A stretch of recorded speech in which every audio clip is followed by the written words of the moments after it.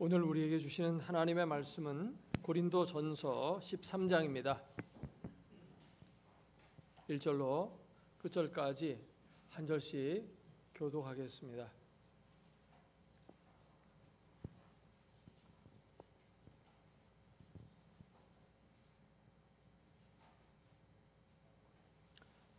내가 사람의 방언과 천사의 말을 할지라도 사랑이 없으면 소리나는 구리와 울리는 꽹과리가 되고, 내가 예언하는 능력이 있어 모든 비밀과 모든 지식을 알고 또 산을 옮길 만한 모든 믿음이 있을지라도 사랑이 없으면 내게 아무것도 아니요.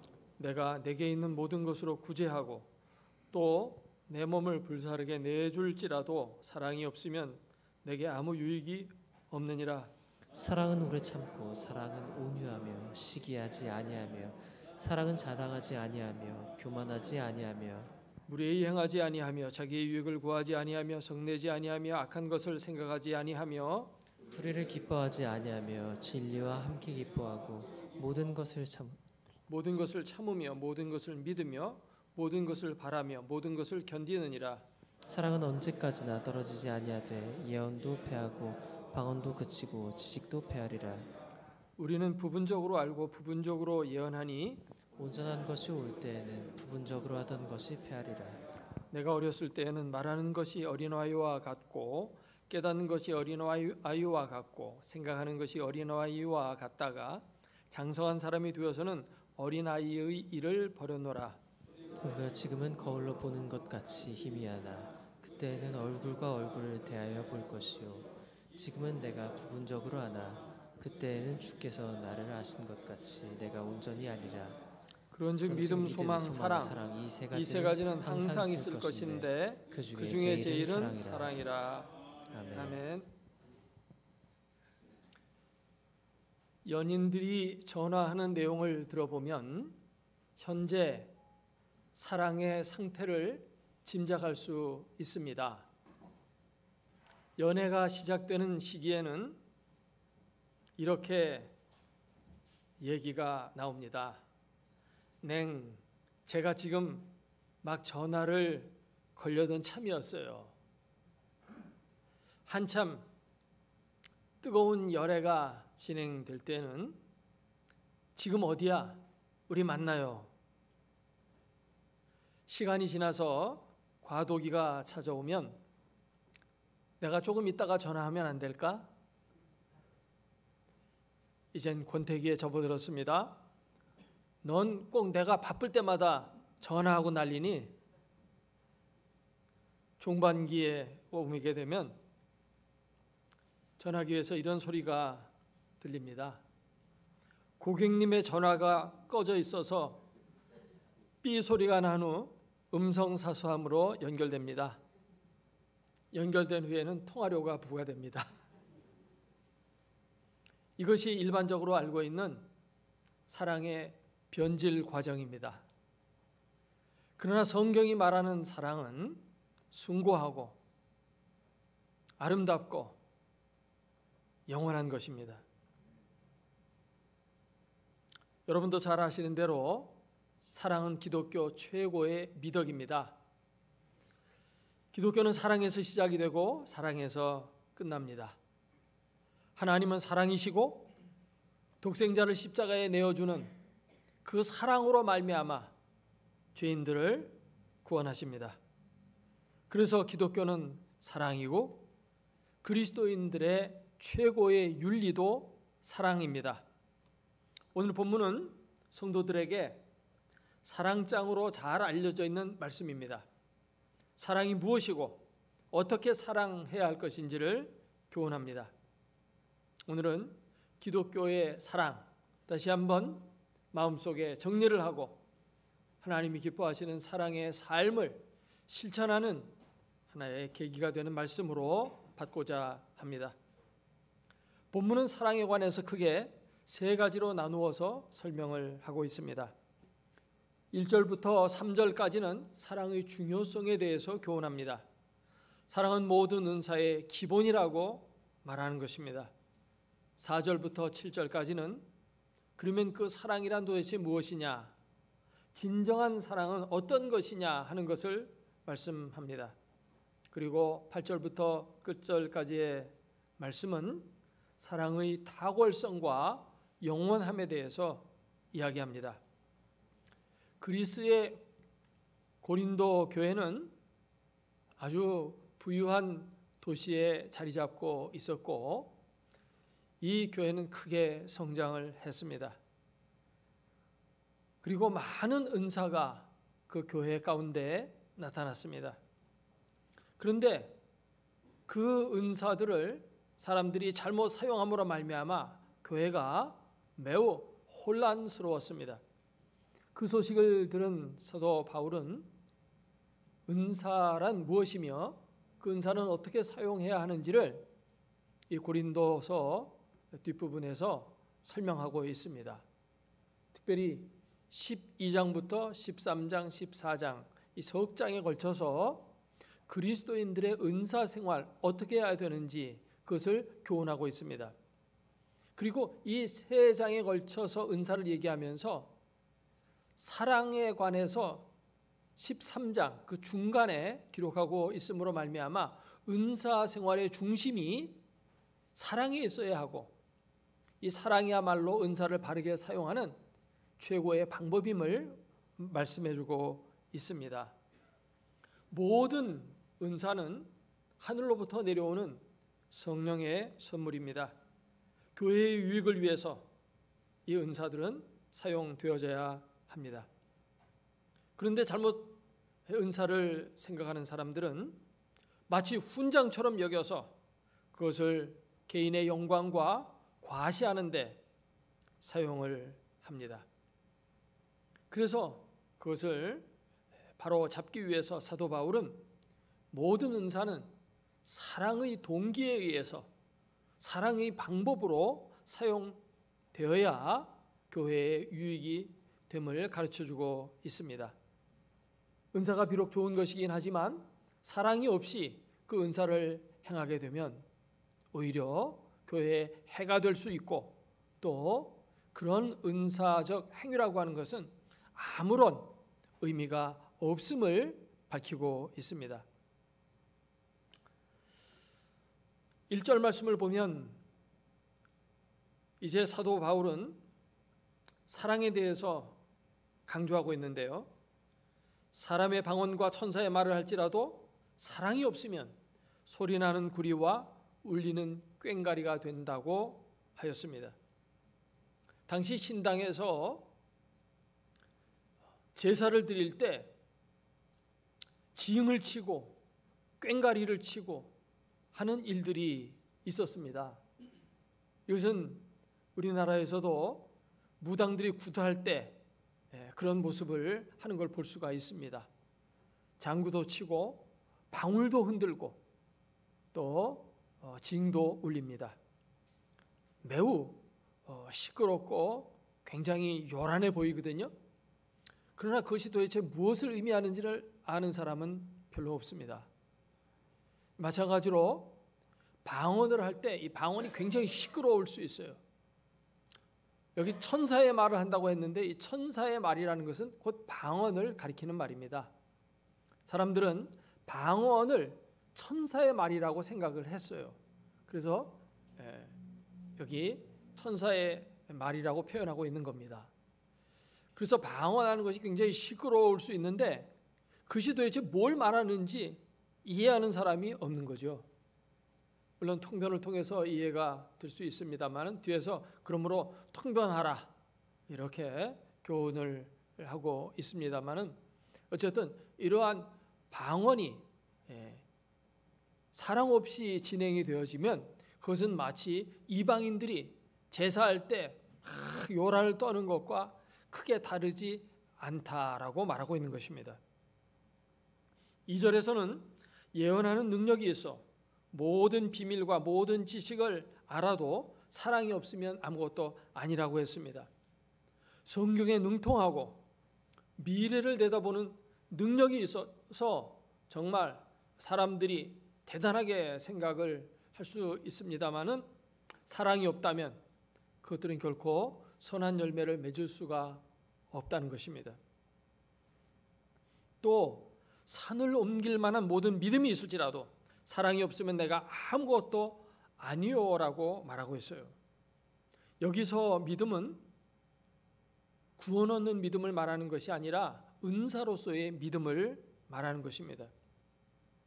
앞서 은사에 대해서 앞장에서 이제 얘기하면서 믿음의 은사라고 하는 것을 말했는데 그 은사로서의 믿음을 말하는 것입니다.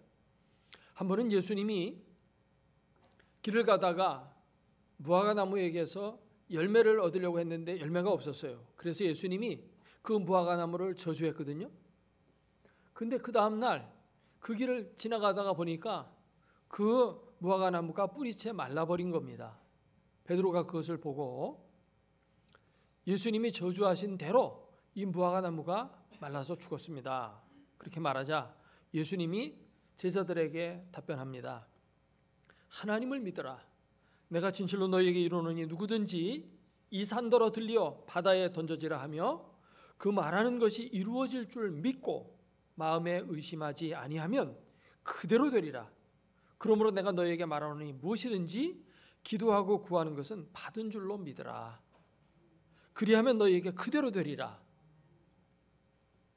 여기서 믿음이라고 하는 것은 기도의 응답을 가져오는 강력한 믿음의 은사를 말하는 것입니다.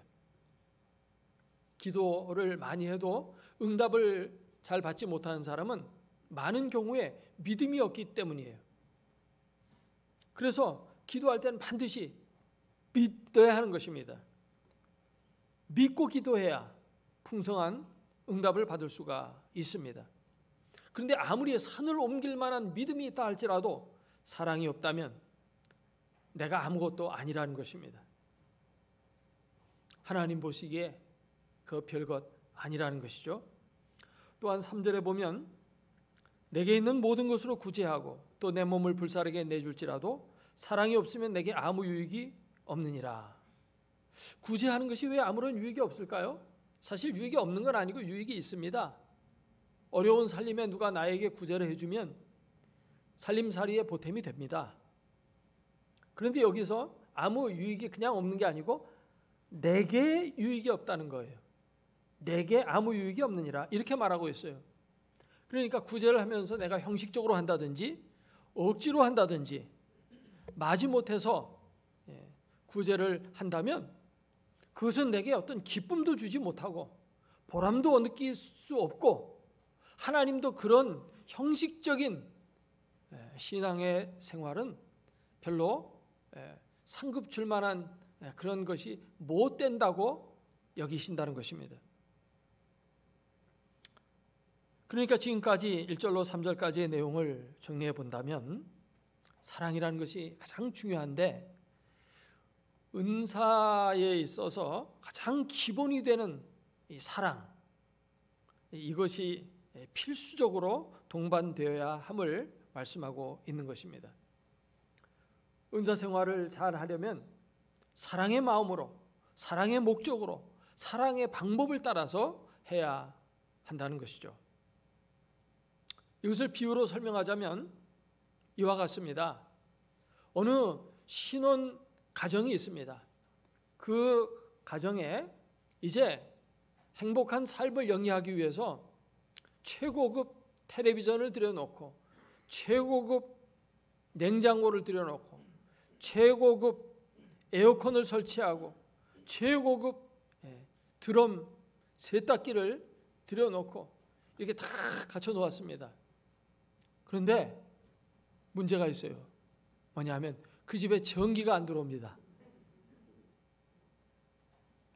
마치 그것과 같은 거예요. 사랑이 없다면 그건 아무것도 아니라는 거예요. 사랑, 모든 것이 사랑에 의해서 이루어져야 함을 교훈합니다. 그러면 우리가 가져야 될 사랑, 그것은 도대체 어떤 것인가 하는 것을 4절에서부터 7절까지 말씀하고 있습니다. 여기 보면 사랑을 15가지로 정의하고 있어요. 그러니까 사랑이라고 하는 것은 그렇게 간단하고 단순한 것이 아니라는 걸 알 수가 있고 이 사랑이라고 하는 것은 전 인격적인 것이에요. 우리의 인격은 그냥 하나로만 되어 있지 않고 거기에 지적인 것도 있고 또 감정적인 것도 있고 의지적인 것도 있고 이렇게 폭넓은 것이 들어 있듯이 이 사랑이라는 것도 이렇게 다양하고 다면적이고 풍성한 그런 측면이 있음을 말해주는 것이죠. 사랑의 첫 번째 특징은 오래 참는 것이라고 했습니다. 오래 참는 건 두 가지가 있어요. 어떤 환경이 어려워서 그 어려운 환경을 참고 지낼 때 인내하는 것을 말하기도 하고, 또 누가 나를 성질을 북돋을 때 화를 내지 않고 참는 게 있거든요. 근데 여기에서 쓰여진 마크로투메오라는 이 단어는 사람을 향해서 화를 내는 것을 참는 걸 말하는 것입니다. 그러니까 사랑의 첫 번째 모습은 어떤 사람이 내게 기분 나쁘게 말을 하거나 행동을 했을 때 벌컥 화를 내는 그런 걸 하지 않는다는 것입니다. 거기서부터 시작이 되는 거예요. 그러니까 여러분, 특별히 우리 성격 급한 사람들 조심해야 됩니다. 두 번째, 사랑은 온유하다고 했어요. 온유하다는 것은 은혜를 베풀어 줬는데도 은혜를 모르고 그저 엉뚱하게 행동을 하고 그럴 때 참 괘씸하기도 하죠. 그럼에도 불구하고 계속해서 그에게 선과 은혜를 베풀어 주는 것을 온유함이라고 할 수 있습니다. 시기하지 않는 겁니다. 시기하지 않는 것은 내가 뭐가가 부족해서가 문제가 아니라 다른 사람이 나보다 더 많이 가졌거나 나보다 더 잘났기 때문에 크게 싫은 겁니다. 나는 나만 생각하면 아무런 문제가 없어요. 근데 꼭 다른 사람 때문에 문제가 생겨요. 저 사람이 나보다 잘 나가거든. 그러니까 속이 쓰린 겁니다. 사랑은 시기하지 않는 거고요. 사랑은 자랑하지 아니하는 것이라고 했습니다. 자랑이라는 것은 비교의식에서 나오는 것이고 주로 나라는 말을 많이 사용해요. 내가 이렇게 했다, 내가 저렇게 했다 하면서 자기 이름이 자꾸만 거론이 되는 거죠. 모든 것은 다 주님으로부터 받았기 때문에 우리는 주님만 자랑해야 할 줄로 믿습니다. 교만하지 아니하며, 이 교만하지 않는다는 말의 성경 원문은 부풀린다는 뜻이에요. 과장한다는 뜻입니다. 그냥 있는 그대로 말하고 있는 그대로 행동하면 되는데 그걸 그냥 막 화려하게 꾸미고 확장하는 거예요. 풍선처럼. 그러니까 되지도 못한 자가 된 줄로 자꾸 얘기를 하는 겁니다. 참 훌륭합니다. 정말 잘했습니다. 그러면 내가 그거 조금 하지 하면서 은근히 잘난 체 하는 거죠. 그저 겸손하게 뭐 별것 아닙니다. 뭐 누구나 다 그렇게 하는 걸요. 그냥 이렇게 얘기하면 솔직하잖아요. 뻥튀길 필요가 전혀 없습니다. 사랑은 무례히 행하지 않는 것입니다. 요즘 같은 때 우리 코로나19로 말미암아서 사람들이 마스크를 쓰고 다니는 게 상당히 불편해요. 근데 이제 나 자신의 건강을 지키기 위해서도 이 마스크를 써야 되지만 다른 사람의 유익을 위해서 마스크를 써줘야 됩니다. 버스를 타고 갈 때 마스크를 안 쓰면 사람들이 멀리하게 돼요. 왜냐하면 그 사람에게서 기침이 나오면 침방울을 통해서 이게 이제 옮겨지기 때문에 멀리하게 되죠. 다른 사람을 불편하게 만들고 짜증나게 만드는 거죠. 다른 사람을 위해서 내가 쓰는 거예요. 예배 드릴 때 참 마스크 쓰고 찬송하기가 참 불편합니다. 그래도 다른 사람을 위해서 배려하는 차원에서 마스크 쓰고 하는 거예요. 마스크 쓰고는 도저히 찬송 못하겠다 이런 사람은 맨 앞자리로 나오세요. 맨 앞자리 자기 앞에 사람 없으니까 나한테 여기 높아서 잘 올라올 것 같지도 않고 앞에서 부르시면 돼요.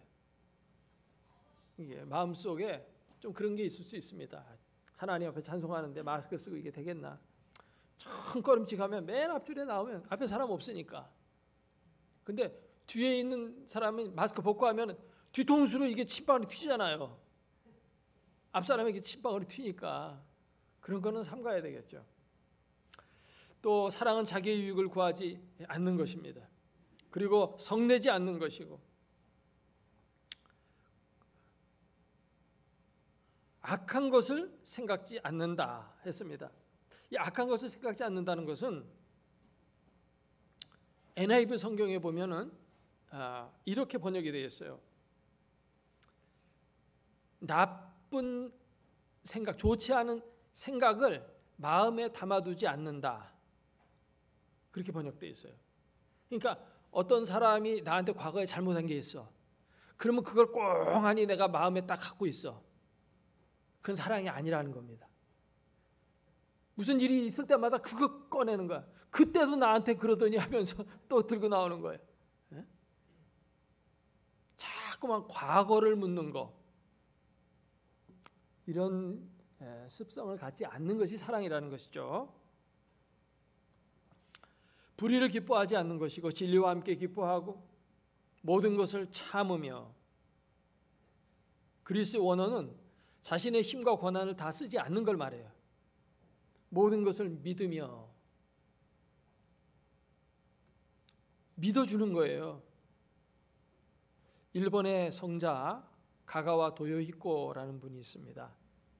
그는 젊은 날 빈문굴에 들어가서 그 가난한 사람들과 도박꾼, 창녀 이런 사람들과 함께 살면서 그들에게 복음을 전했던 사람이에요. 도박꾼들이 와가지고 돈 달라고 그럽니다. 그러면 그거 가지고 뻔해요. 가서 술 먹든지 아니면 또 도박하든지. 그래서 돈 달라는 겁니다. 그래서 돈을 줘요. 친구가 보면서 네가 하는 행동은 위선적인 거야. 겉으로는 정말 남에게 사랑을 베푸는 것 같지만 그거 가지고 또 죄 짓는 데 쓰는데 그렇게 하는 것은 결국은 위선이 아니냐, 이렇게 얘기하는 거죠. 이때 가가와는 아주 단순 명료하게 대답했습니다. 나는 예수님이 하신 대로 하는 거야. 이런저런 계산하지 않는다는 겁니다. 예수님이 어떻게 했느냐 이거죠. 예수님이 우리를 용서할 때 또 우리가 또 죄 짓잖아요. 죄 질 줄 알면서도 또 용서해 주시고, 그냥 그 순간 믿어주고, 그 순간 참아주고, 그 순간 베풀어 주는 겁니다. 용서해 주면 나중에 또 죄 질 거 뻔히 알기 때문에 나는 용서 안 해준다. 예수님이 이런 적 없으셔요. 그냥 믿어주시는 거예요, 우리를. 그래서 이 가가와도 믿어주는 겁니다. 그럼 언젠가는 바뀔 날도 오겠지.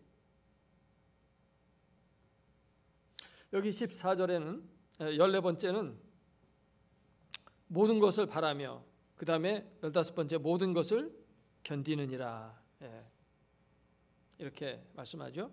여기에서 견딘다라는 후포모네오라는 뜻은, 이거는 어려운 환경을 끝까지 참아내는 것을 가리키는 거예요. 그것도 사랑이라고 해요. 사랑이라고 하는 것은 참으로 숭고한 겁니다.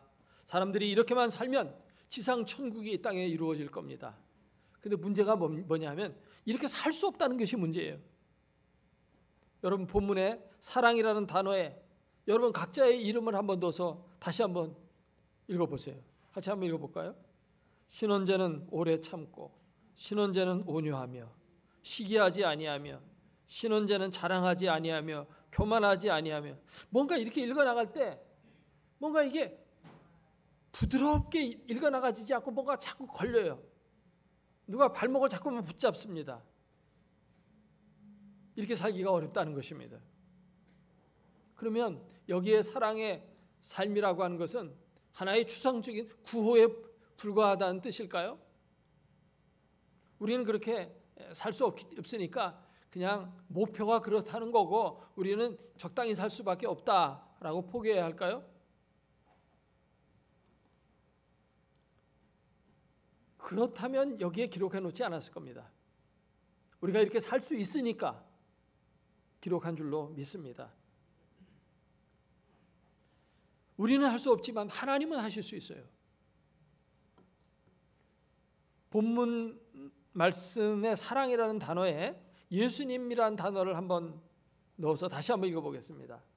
예수님은 오래 참고, 예수님은 온유하며 시기하지 아니하며, 예수님은 자랑하지 아니하며 교만하지 아니하고, 쭉 읽어 나가면 뭐 전혀 문제가 없죠. 부드럽게 술술술 읽어지죠. 예수님은 된다는 겁니다. 그러므로 우리가 이런 사랑의 삶을 살려면 어떻게 되냐면 예수님이 내 안에 들어오셔서 나를 다스려 주시면 가능하다는 뜻인 줄로 믿습니다. 내가 내 힘으로 살려면 안 되지만 성령께서 나를 붙들어 주시고 성령의 은사로 나를 인도하시면 내가 사랑의 삶을 살아갈 수 있다는 것입니다. 1절부터 3절까지에 보면 사랑이 없으면 아무것도 아니요라고 했는데 그 주어가 뭐냐면 전부 내가예요.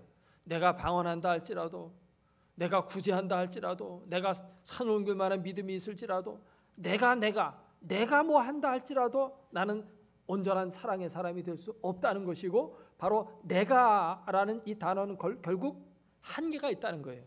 내가 하면 안 된다는 것입니다. 그럼 누가 해야 돼요? 주님이 하셔야 돼요. 사랑의 은사가 내게 차고 넘쳐야 되는 겁니다. 여러분, 은사도 여러 가지가 있는데 사랑도 은사일까요? 어떤 사람은 사랑은 은사이기 때문에 나는 예언의 은사가 없어 예언 못하고, 나는 방언의 은사가 없어서 방언 못하고, 사랑의 은사가 없어서 나는 사랑 못해, 이렇게 핑계대기 쉬워요. 근데 이 사랑은 은사이기도 하지만 계명이기도 한 겁니다. 예수님께서 세 계명을 우리에게 주셨죠. 이 세 계명은 구약의 10계명을 요약한 거예요. 그리고 한 단계 발전시킨 겁니다. 그래서 세 계명이에요. 내가 너희를 사랑한 것 같이 너희도 서로 사랑하는 겁니다. 그냥 사랑하는 게 아니에요.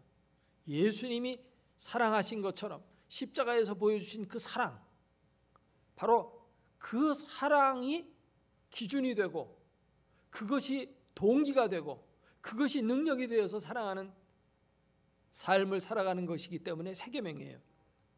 사랑은 뭐 구약에도 다 있어 왔지만 예수 그리스도의 십자가를 통해서 나타난 사랑은 이거는 전적으로 새로운 것입니다. 근데 이것이 계명이기 때문에 누구나 다 해야 되는 거예요, 사랑은. 그렇지만 내 힘으로는 안 되고 성령의 능력을 받아서 해야 되기 때문에 성령이 주시는 선물로서의 사랑으로만 사랑이 가능하기 때문에 은사라고 말할 수 있는 겁니다. 은사라는 말 자체가 성경 원문은 선물이란 뜻이에요. 우리말로 은사라고 좀 이렇게 어려운 말 썼지만 기프트 영어로 말하면 그냥 선물이란 뜻이에요. 또 앞장 우리 12장 맨 끝절을 보면은 사랑장을 이끌고 나오는 문장이 나오는데 거기에 보면 너희는 더욱 큰 은사를 사모하라 이러면서 사랑에 대해서 얘기해요. 그러니까 사랑이야말로 가장 큰 은사다 이렇게 말하고 있는 것이죠. 사랑은 여러 종류가 있습니다. 남녀 간의 사랑인 에로스가 있고 또 친구 간의 사랑인 필로스가 있고 또 부모의 사랑인 스톨게가 있어요. 근데 이런 것들은 어떻게 보면 다 본능적인 그런 성격이 강합니다. 남녀 간의 사랑 어떻게 보면 저절로 되는 거예요.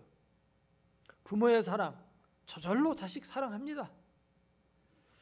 그런데 아가페적인 사랑인데 이 사랑은 저절로 안 돼요. 나를 희생해야 되는데 이게 잘 안 되는 것입니다. 하나님과 같은 그런 사랑을 해야 되거든요. 이게 아가페적인 사랑은. 그러니까 저절로 안 되는 거죠. 그렇기 때문에 이 사랑은 성령님이 주시는 능력을 받지 않고는 할 수가 없어요. 그런 의미에서 사랑은 은사적인 성격이 강하다 이렇게 말할 수 있는 거죠. 성령께서 맺으시는 열매는 많이 있는데 그 중에 9가지 열매가 성경에 기록되어 있는데 그 중에 첫 번째 열매가 사랑이에요. 성령의 열매는 사랑으로 시작해요. 제일 중요한 거죠. 결국 성령의 능력 안에만 우리는 온전한 사랑을 할 수 있게 되어진다는 것입니다. 그래서 우리는 성령님께 이 사랑의 능력을 구하고 사모하고 의지해야 하는 것입니다. 기독교 윤리라고 하는 것은 무엇을 해야 한다라는 것이 아니에요. 세상 윤리와 다른 점이 있는데 그것은 바로 무엇을 하게 된다는 윤리예요. 세상 윤리는 뭘 해야 된다는 거예요. 공중도덕을 잘 지켜라, 도둑질하지 마라, 뭐 이런 식으로 뭔가가 뭘 해야 된다는 그런 측면이 있어요. 그런데 기독교 윤리의 가장 독특한 특징이 있는데 그것은 뭐냐면 무엇을 하게 된다는 윤리예요. 그거는 내가 하는 게 아니라 성령이 내게 오셔서 능력을 내게 부어주심으로 내가 그걸 할 수 있다는 것입니다. 사랑의 윤리, 세상에서도 사랑에 대해 얘기해요. 그러나 사랑할 수 있는 능력에 대해서는 말하지 않아요. 그러나 성경은 뭐라고 얘기합니까? 성령이 우리에게 오셔서 그 능력을 주신다는 겁니다. 그래서 우리가 사랑할 수 있게 된다는 거예요. 그런 의미에서 기독교 윤리는 의무만 얘기하지 않고 권리를 얘기해요. 특권이에요. 기독교 윤리는. 정말 성경에서 말하고 있는 이런 윤리적인 삶을 살면 얼마나 멋있는 그런 인생이 될까요? 근데 그런 삶을 우리가 살아갈 수 있게 하신다는 것입니다. 할렐루야. 이제 본문의 세 번째 단락인 8절 이후부터 말씀은 사랑의 탁월성과 영원성에 대해서 말하고 있습니다. 우리는 죄를 용서받기 위해서 예수 그리스도의 십자가를 믿습니다. 이것은 기독교 신앙으로 들어가는 첫 걸음입니다. 그래서 믿음은 중요한 거예요. 그리고 우리가 천국에서 부활의 영광을 누리는 그런 소망을 가지고 살아갑니다. 이 세상이 전부가 아니고 이 세상을 초월해서 살아갈 수 있는 힘은 바로 이 소망에서 오는 것입니다. 이렇게 믿음과 소망, 가장 중요한 덕목이지만 더 중요한 것이 있는데 그것은 바로 사랑이라는 것입니다. 믿음, 소망, 사랑, 그 중에 제일은 사랑이라고 했어요. 다른 여러 은사들이 있는데 그런 은사들은 부분적인 것이지만 사랑은 전체적이고 온전한 거예요. 다른 것들은 미숙한 것이지만 사랑은 완숙한 성장이 되어진 그런 은사인 것입니다. 다른 것들은 일시적으로 지나가는 것들이지만 이 세상이 끝나면 결국 다 없어지는 것들이지만 바로 사랑은 영원한 것이라고 말하고 있어요. 사랑이 이렇게 탁월한 것은 결국은 하나님이 사랑이시기 때문인 것입니다. 하나님은 믿음이시다 혹은 하나님은 소망이시다 이렇게 성경은 말하지 않고 하나님은 사랑이시라고 말하고 있어요. 요한일서 4장 8절과 16절에 보면 거기에 하나님은 사랑이시라고 반복해서 말씀하고 있습니다. 하나님은 영원하시고 하나님은 탁월하십니다.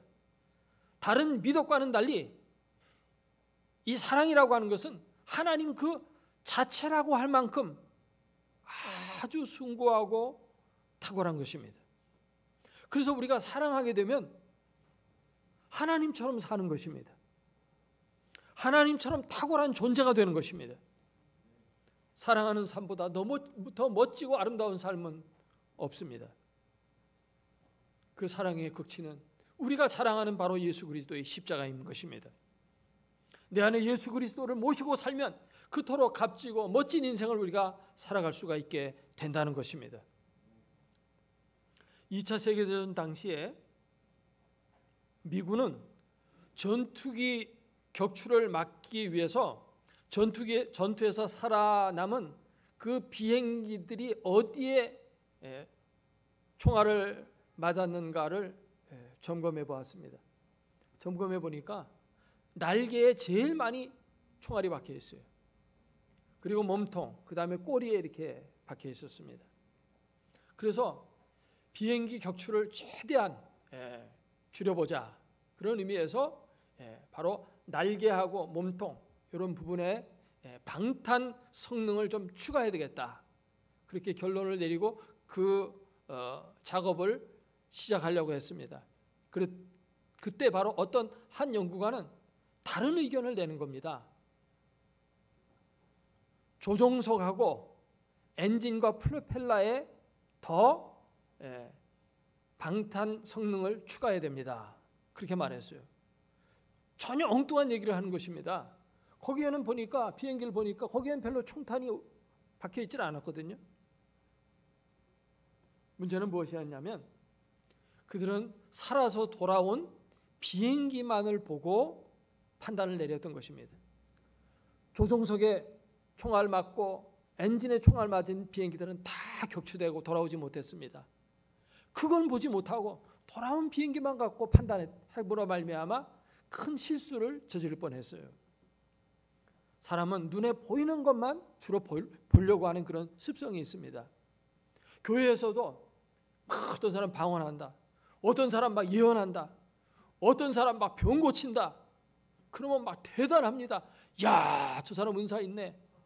근데 사랑의 은사 있는 사람은 뭐 있는지 없는지 뭐 눈에 보이지 않거든요. 그러니까 별것 아닌 걸로 생각해요. 근데 진짜 중요한 게 뭐예요? 진짜 중요한 것은 바로 사랑의 은사라는 것입니다. 그게 없으면 다른 것들은 아무것도 아니라는 거예요. 별것 아니라는 것입니다. 총알이 조종석과 엔진에 박힌 비행기들은 돌아오지 못했어요. 사랑의 은사가 없어지면 교회는 사실 문 닫아야 하는 겁니다. 아무리 은사가 뭐 많아가지고 뭐 대단한 인기를 끈다고 할지라도 사랑이 없다면 거기에는 하나님도 안 계시고 진정한 성령의 역사도 없는 것이고 그런 것은 그저 하나의 어떤 집단이지 교회는 아닌 것이에요. 우리가 믿는 자가 된다고 하는 것은 사랑하는 사람이 된다고 하는 뜻입니다. 신앙인이 된다고 하는 것은 자유인이 되는 게 아니라 언약인이 되는 겁니다. 언약인이 된다고 하는 것은 마치 남녀가 결혼해서 언약을 맺고 거기에 매여서 사는 것과 같은 삶이에요. 언약의 삶이라고 하는 것은 사랑의 삶이에요. 하나님을 사랑하고 이웃을 사랑하는 삶으로 살아가는 것이 바로 신앙생활인 것입니다. 언약 백성은 오직 사랑의 삶을 살도록 구원을 받고 부름을 받았습니다. 그 사랑의 삶은 오늘 말씀 속에 잘 나타나 있습니다. 그런데 그 삶을 내가 살아내기에는 역부족이라는 것입니다.